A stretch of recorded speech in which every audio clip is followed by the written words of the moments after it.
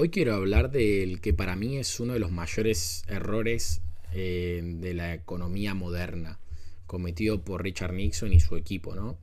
Eh, Porque con esto, aparte de entender un poco cómo funcionan las monedas fiat hoy en día, también explicamos un poco qué pasa con el dólar, qué es el dólar en el mundo, por qué es tan importante. Vamos con esto.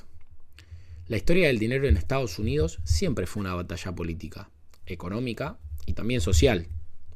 En el siglo XIX se dio la primera gran grieta, oro contra plata. Los banqueros del este y las élites financieras defendían el patrón oro como símbolo de estabilidad y credibilidad internacional, pero en el oeste y en el sur, agricultores y mineros, y también empresarios, no olvidemos, luchaban por el bimetalismo, oro y plata juntos como respaldo del dólar.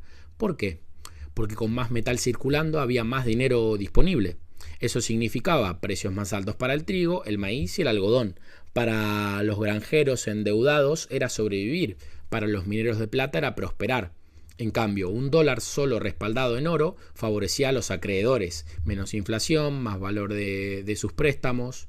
Y de esta lucha nació una de las frases más famosas de la política estadounidense.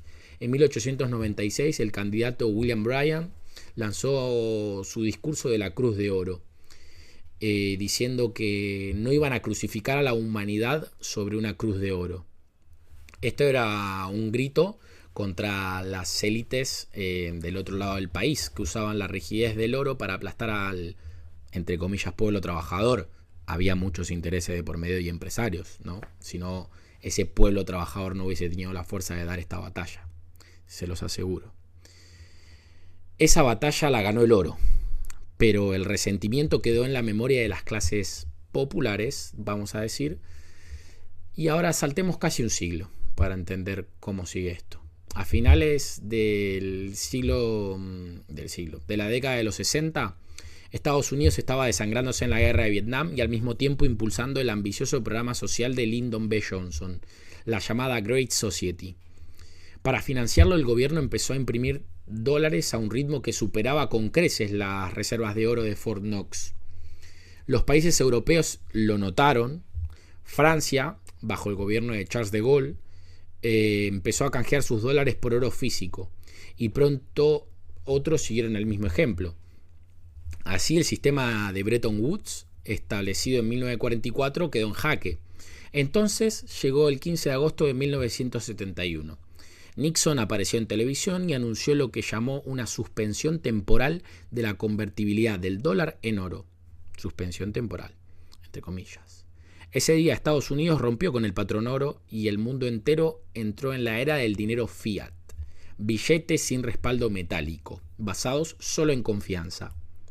Las consecuencias fueron brutales. En la década de los 70 Estados Unidos enfrentó su peor inflación moderna, una tasa anual del 12% en el 74, más del 13% en el 79. Se acuñó un término nuevo, la estanflación, que era la inflación alta junto con desempleo elevado.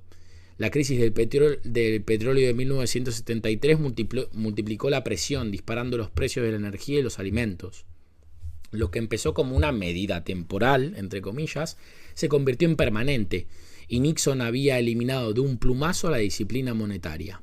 Paradójicamente, aquella disputa de un siglo antes entre el oro y la plata, las élites contra, entre comillas, el pueblo, se resolvió de otra manera. En vez de elegir entre oro o plata, Nixon eligió ninguno.